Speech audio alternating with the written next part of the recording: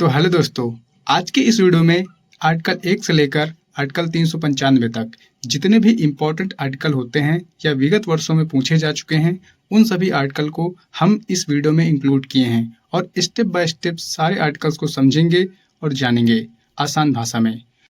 Video में आगे बढ़ने से पहले आप लोगों से एक रिक्वेस्ट है, अगर आपको वीडियो पसंद आएगी तो प्लीज़ एक लाइक कर देने का और चैनल को जो सब्सक्राइब करके रखिएगा, आगे नोटिफिकेशन आपको मिलती रहेंगी।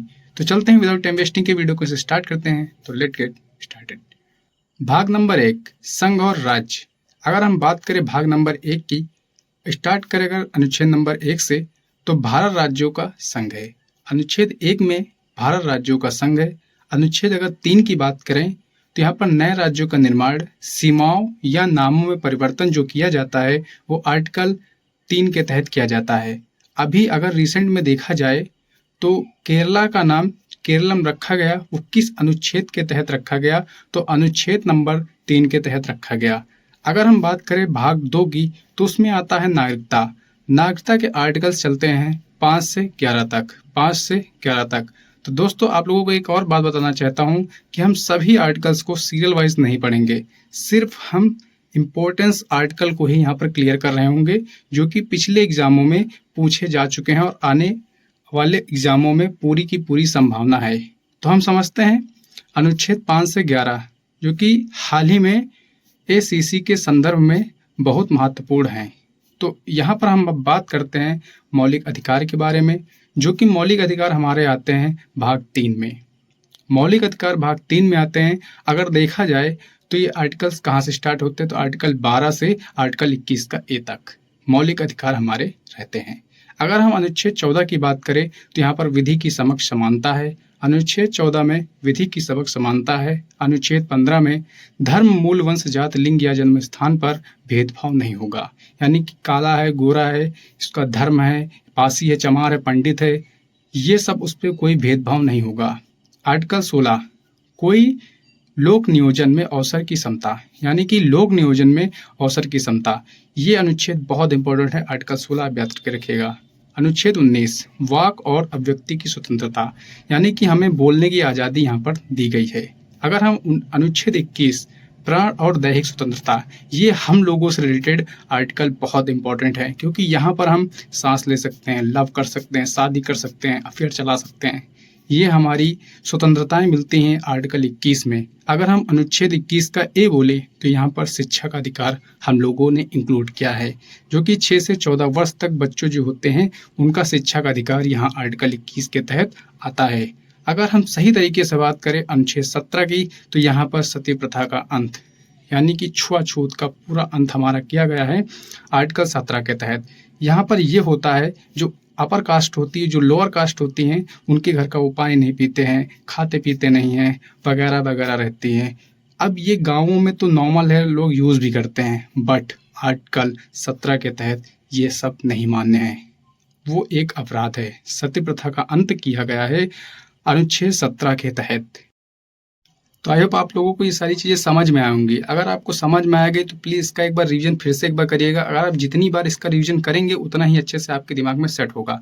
तो हम बात करते हैं मौलिक अधिकार आगे के बारे में। तो मौलिक अधिकार हमारे अभी कंटिन्यू है। यहाँ पर अगर हम बात करते हैं तो यहाँ पर आर्टिकल 25 से आर्टिकल 24 तक हमारे धार्मिक स्वतंत्रता का अधिकार है। देखिए, कन्फ्यूजन मत पालिएगा अपने दिमाग में, क्योंकि मैंने पिछली स्लाइड में बताया है आर्टिकल 12 से 21 के ए तक मौलिक अधिकार, बट उतने नहीं है, क्योंकि ये भाग जो है उसमें डिवाइड हुए हैं। समानता का अधिकार, स्वतंत्रता का अधिकार, शोषण के विरुद्ध अधिकार, उपचार, ये जितने भी चीज़ें हैं सब भाग में डिवाइड हुए हैं। हम क्योंकि इम्पोर्टेंट आर्टिकल पर नज़र रख रहे हैं, इसलिए हम उसको अन्य डिटेल्स में नहीं बता सकते हैं। यहाँ पर हम अब बात करते हैं अनुच्छेद 25 से 28 तक, जहाँ पर धार्मिक स्वतंत्रता का अधिकार है, यानी कि धार्मिक चीज़ों के लिए हमें स्वतंत्रता मिली है, पूजा पाठ के लिए, ये सारी चीज़ें के लिए। और कोई जबरन, मतलब कोई हमसे वो नहीं ले सकता कि मुझे तुम टैक्स दो, मैं भंडारा करा रहा हूँ, बट ऐसी कोई चीज़ें नहीं है। 25 से 28 के बीच में हमारी धार्मिक स्वतंत्रता का अधिकार है। अगर हम बात करते हैं आर्टिकल 23 से 24 के बीच में, शोषण के विरुद्ध अधिकार, बाल श्रम निषेध, यानी कि बच्चों से काम कराना, तुम उस पर एक जबरन काम करा रहे हो, जबरन तुम उसको मतलब खींच रहे हो अपने बड़े बड़े कामों में, तो वहाँ पर तुम शोषण कर रहे हो। जैसे लड़कियां हैं, उनका तुम शोषण कर रहे हो। तो 23 से 24 तक हमारे अनुच्छेद जो हैं वो शोषण के विरुद्ध अधिकार हैं। अगर हम बात करें अनुच्छेद 32, ये संवैधानिक उपचारों का अधिकार है। अगर आर्टिकलों में से बात की जाए तो सबसे बड़ा आर्टिकल यही है, आर्टिकल 32। इसे भीमराव अम्बेडकर ने आर्टिकल 32 को हृदय कहा है, यानी कि इस संविधान का हार्ट है और इसे आत्मा कहा है। तो अगर हम बात करते हैं अब राज्य के निर्देशक तत्व, जो कि भाग 4 के अंदर आते हैं, डीपीएसपी का सिद्धांत। यहाँ अगर हम बात करते हैं अनुच्छेद 40 ग्राम पंचायतों का संगठन है। अनुच्छेद 40 ग्राम पंचायतों का संगठन है। यहाँ पर गांधी जी और भीमराव अंबेडकर के बीच में एक बहस हो गई थी। उस बहस को अभी मैं नहीं क्लियर कर सकता हूँ, क्योंकि मैं सारे इंपॉर्टेंट आर्टिकल्स पर नज़र दे रहा हूँ, कोई थ्योरी नहीं पढ़ा रहा हूँ। ठीक है। अगर हम बात करते हैं अनुच्छेद 44 के बारे में, तो यहाँ पर समान नागरिक संहिता है। अनुच्छेद 44 में समान नागरिक संहिता है। अनुच्छेद 45 में अगर हम बात करते हैं 6 वर्ष से कम आयु के बच्चों के लिए प्रारंभिक बाल कास्ट देखरेख, यानी कि 6 वर्ष के जो बच्चे हैं उनकी शिक्षा, उनकी देखभाल सब सरकार के अंडर आती है।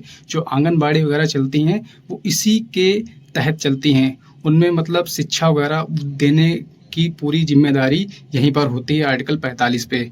अगर हम अनुच्छेद 50 की बात करें तो यहाँ पर कार्यपालिका से न्यायपालिका का पृथक्करण है। यहाँ पर कार्यपालिका और न्यायपालिका का पृथक्करण किया जाता है आर्टिकल 50 के तहत। अगर आर्टिकल 51 के तहत बात किया जाए तो अंतर्राष्ट्रीय शांति और सुरक्षा की अभिवृद्धि की गई है यहाँ पर। दोस्तों यहाँ पर मैं एक और आर्टिकल बता रहा हूँ जो कि आर्टिकल 48 है, जो कि पर्यावरण की रक्षा से रिलेटेड है, और एक आर्टिकल 49 है जो कि सार्वजनिक स्थल स्मारकों की उसकी रक्षा करना, वो आर्टिकल 49 में आता है। अब हम बात करते हैं मौलिक कर्तव्य के बारे में, जो कि मौलिक कर्तव्य हमारे 51A से नागरिकों के 11 मौलिक कर्तव्य हैं, यानी कि 51A से 11 मौलिक कर्तव्य इंक्लूड किए गए हैं 51A में। सिर्फ इतना आपसे क्वेश्चन आएगा कि मौलिक कर्तव्य किस आर्टिकल में है, तो आपको वहाँ पर लिखना है, यानी कि टिक मार्क करना है 51 का A, उसमें हमारे 11 मौलिक कर्तव्य हैं। इसका स्क्रीनशॉट लेकर रखिएगा। अब हम बात करते हैं राष्ट्रपति और उपराष्ट्रपति के बारे में। आर्टिकल 52, जहां पर राष्ट्रपति का पद रहता है। आर्टिकल 52 में राष्ट्रपति का पद रहता है। आर्टिकल 61 में राष्ट्रपति पर महाभियोग की प्रक्रिया होती है, यानी कि 52 से लेकर 61 तक पूरा राष्ट्रपति का कब्जा रहता है। यहाँ पर जो होता है, राष्ट्रपति का पद होता है 52 में, और 61 में उस पर महाभियोग लगता है, यानी कि हटाए जाने की प्रक्रिया होती है आर्टिकल 61 के तहत।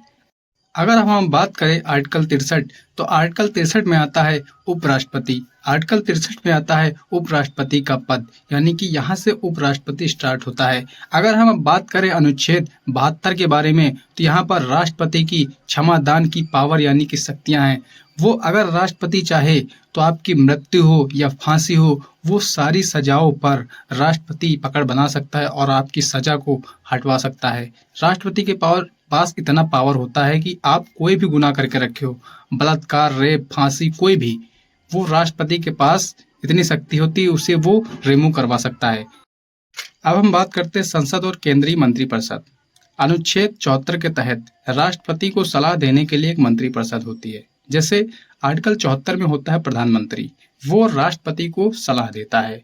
अब हम बात करते हैं आर्टिकल 76 के बारे में, तो 76 में आता है भारत का महान्यायवादी, अटॉर्नी ऑफ जनरल, यानी कि ये सबसे बड़ा वकील होता है भारत का।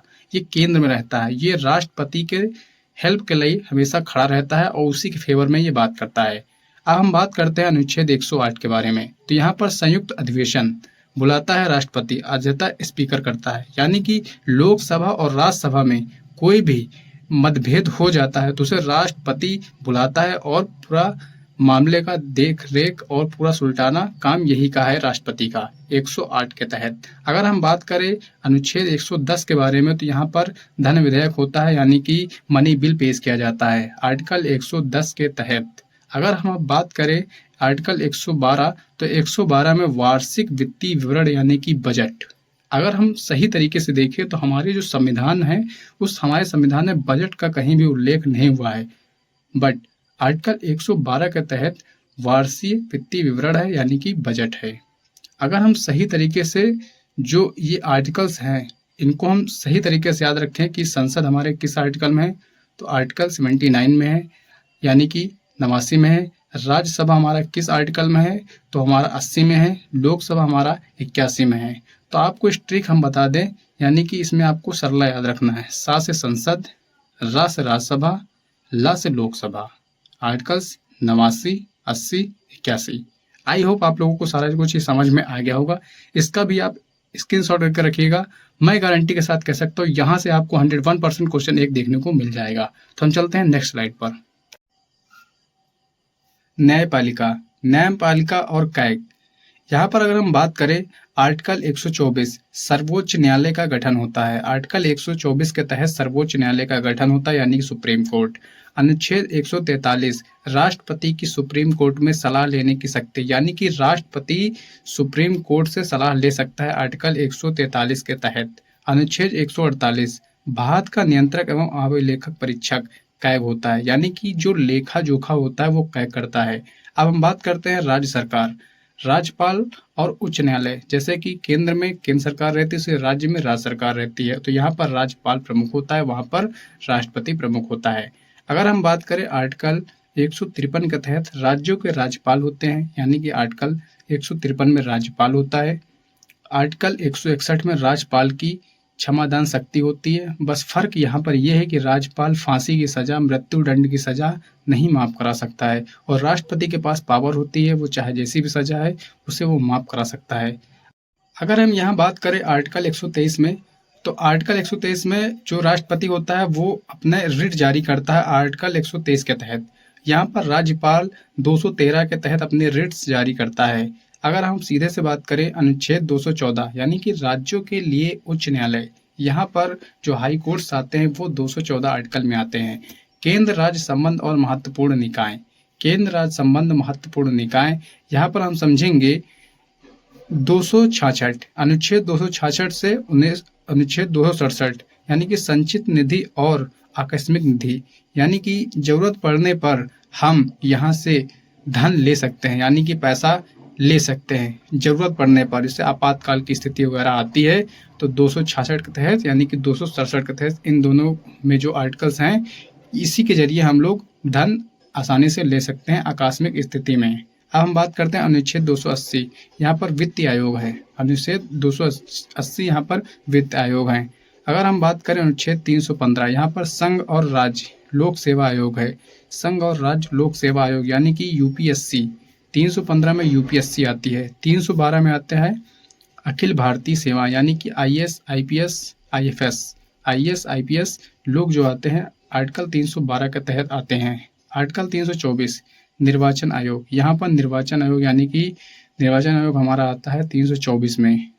243 पंचायतों का गठन, 73वां संविधान संशोधन के तहत 243 में पंचायतों का गठन किया गया है। आर्टिकल 243 के तहत यहाँ पर पंचायतों का गठन किया गया है और 73वां संविधान संशोधन था। अब हम चलते हैं नेक्स्ट स्लाइड पर।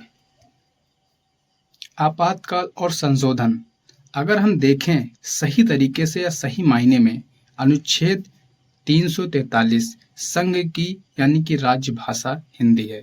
संघ की राजभाषा हिंदी है, आर्टिकल 343 के तहत बोला गया है। अगर हम सीधे से अब देखें हमारे आपातकाल के बारे में कौन से अनुच्छेद आते हैं, तो 352 राष्ट्रीय आपातकाल, यानी कि नेशनल इमरजेंसी जब लगती है वो 352 के आर्टिकल के तहत लगती है। अनुच्छेद 356 राष्ट्रपति शासन, यानी कि स्टेट इमरजेंसी। स्टेट इमरजेंसी हमारे लगती है 356 आर्टिकल के तहत लगती है। अनुच्छेद 360 जिसमें वित्तीय आपातकाल लगता है, अनुच्छेद 360 वित्तीय आपातकाल। और अनुच्छेद जो 360 है वित्तीय आपातकाल, अभी तक भारत में ऐसी नौबत नहीं आई जहां पर इस आर्टिकल का इस्तेमाल किया गया हो। अब हम मोस्ट इम्पोर्टेंट अपने अनुच्छेद को देख लेते हैं। अनुच्छेद 368 ये है संविधान संशोधन की प्रक्रिया। अगर हमारे संविधान में कोई भी संशोधन होगा वो 368 आर्टिकल के तहत संशोधन किया जाएगा। तो सारे इम्पोर्टेंस आर्टिकल को हम लोगों ने क्लियर कर लिया है अच्छे तरीके से, आसान भाषा में। आई होप आप लोगों को सारे आर्टिकल समझ में आ गए होंगे। अगर आपको वीडियो पसंद आई है, सब कुछ समझ में आया है, तो प्लीज़ एक प्यारा सा लाइक कर दीजिएगा और कमेंट में जरूर बताइएगा वीडियो कैसी लगी। तो मिलते हैं नेक्स्ट वीडियो में। आप बताइएगा किस टॉपिक पर वीडियो लेकर आऊँ। क्योंकि मैं हर एक इम्पोर्टेंट टॉपिक यहाँ पर कवर करना चाहता हूँ, जो कि बच्चे जीएस से डरा करते हैं। आपको जीएस से डरने की बेटा ज़रूरत नहीं है। मैं कोई फालतू की चीज़ नहीं लेकर आता हूँ, फालतू से आपसे कोई बात नहीं करता हूँ। बस मैं जितना पढ़ाऊँ आप उसे समझते रहिए, ध्यान में बैठाते रहिए, एग्जाम में आपका 100% फंसेगा। तो अगर आपको वीडियो पसंद आए तो लाइक सब्सक्राइब जरूर करें। तो मिलते हैं नेक्स्ट वीडियो में।